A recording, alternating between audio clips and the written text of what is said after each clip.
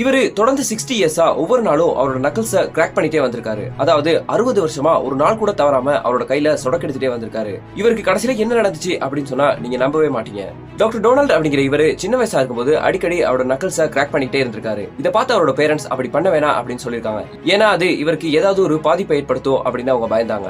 But அந்த டைம்ல நம்மளோட நக்கல்ஸ கிராக் பண்றது நமக்கு உண்மையாவே நல்லதா கெட்டதா அப்படின்னு சொல்றதுக்கான எந்த விதமான ஒரு இன்ஃபர்மேஷனோ ப்ரூஃபோ இருக்கல.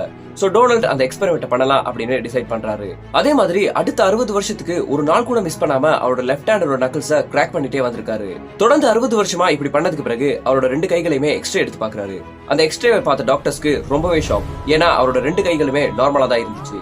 உங்களுக்கும் இதே மாதிரி உங்களோட கைகள்ல அடிக்கடி சொடக்கெடுக்கிற பழக்கம் இருக்கு அப்படின்னா அப்படியே நம்மளோட சேனலை சப்ஸ்கிரைப் பண்ணி விட்டுருங்க.